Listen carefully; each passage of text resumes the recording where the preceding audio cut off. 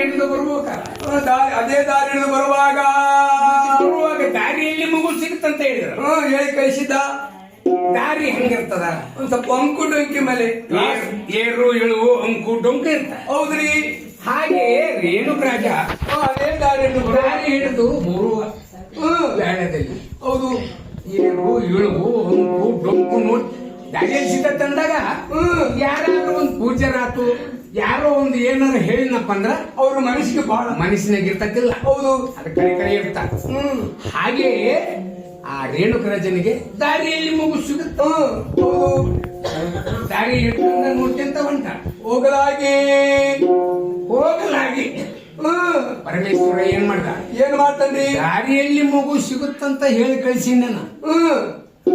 ಇದನ್ನ ಹಂಗ ಬಿಟ್ನಪ್ಪ ಅಂದ್ರ ಹಂಗ ನನಗಿದಾಗ್ತತಿ ಅಂತೇಳಿ ಮುಂದ ನಾನು ವಚನ ಕೊಟ್ಟಿನಿ. ಆ ಪ್ರಕಾರ ನಡಿಲೇಬೇಕಂತೇಳಿ ಪರಮೇಶ್ವರ ಹೌದು ಆ ರೇಣುಕರಾಜ ಬರುವ ಮುಂದ ಹಾದಿಯಲ್ಲಿ ಏನ್ ಮಾಡ್ತಾನ್ರಿ? ಒಂದು ಮಳೆಯಿನ ಗೊಂಬೆಯನ್ನು ಮಾಡಿ. ಹೌದು ಆ ಗೊಂಬೆಗೆ ಲಕ್ಷ್ಮಿ, ಪಾರ್ವತಿ, ಸರಸ್ವತಿ ಇವರು ಮೂವರ ತೇಜಸ್ಸನ್ನ ಆ ಗೊಂಬೆಗೆ ಜೀವಕ ತುಂಬಿಸಿ. ಹೌದು ಸೂರ್ಯನಾರಾಯಣ ಯುಗ ಇರೋವರೆಗೂ ಹೌದು ಈ ಮೂರ್ತಿಗೆ ಕುಂದು ಕೊರತೆ ಏನು ಆಗಕೂಡದು ಅಂತೇಳಿ ಆಶೀರ್ವಾದ ಮಾಡಿ ಅಲ್ಲಿ ಹಾಕಿ ಅಂತರ್ತಾನ.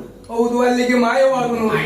ಹೌದು ಮಾಯವಾದಾಗ ರೇಣುಕರಾಜ ಅದ ದಾರಿ ಹಿಡ್ಕೊಂಡು ದಾರಿ ನೋಡ್ಕೊಂತ ಬರ್ತಾನಲ್ಲ, ಮತ್ತೇನಿಲ್ಲ.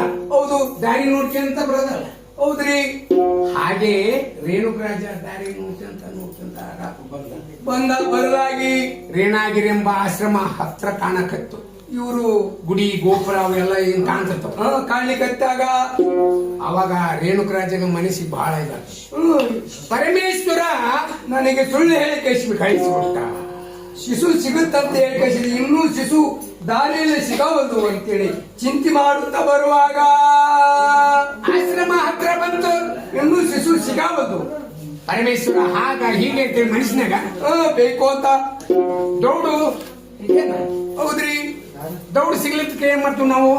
ಅವ್ರಿಗೆ ಸ್ವಲ್ಪ ಕೆಲವು ಜನರ ಕಡೆಗೆ ಹಾಗ ಹೀಗ ಅಂತೇಳಿ ಮನುಷ್ಯನಾಗ ಬಹಳ ಬೇರ್ ಬಿಡ್ತಾರ.